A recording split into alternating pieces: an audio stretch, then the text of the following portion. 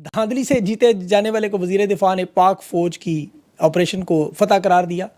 Returning افسر کا دفتر مرکز نگاہ تحریک انصاف کا دھرنا دوسرے دن بھی حق پر ڈٹ گئے، اور پیپلز پارٹی نے بھی نون لیگ کی فارم 47 کی حکومت قرار دے دیا۔ نئے ثبوت بھی آ گئے۔ سمڑیال میں انتخابی موومنٹ کا تحریک انصاف کو کیا فائدہ، کس طرح ہوا، وہ تفصیل میں آپ کے سامنے رکھتا ہوں۔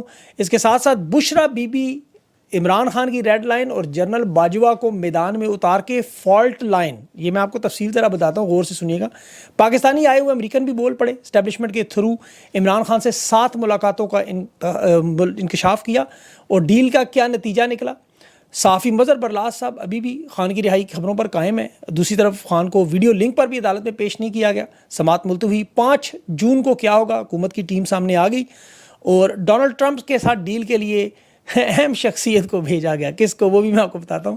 سردار اعجاز اسحاق جو جسٹس ہیں، انہوں نے وزیراعظم DJSI کو ایکس اور ٹویٹر کا غیر قانونی استعمال کرنے پر بلانے کا عندیہ بھی دے دیا اور غیر قانونی بھی قرار دیا، اور اسٹیبلشمنٹ کی طرف سے 62,000 یوٹیوب چینل بلاک کرنے کا، PTA کا، سوشل میڈیا جو PTI کی اس پر بھی واردات کی کوشش۔ اور آج وزیر خزانہ خیبر پختونخوا کی بڑی اہم پریس کانفرنس بھی ہے، اور بھارت کے بعد اب افغانستان کے بارڈر پر بھی شدید جھڑپیں شروع ہو گئی ہیں۔ روس یوکرین جنگ میں بڑا خطرناک موڑ، ایٹمی ہتھیاروں کا استعمال کا خطرہ بڑھ گیا ہے، یہ بھی آپ کو میں آخر میں بتاؤں گا۔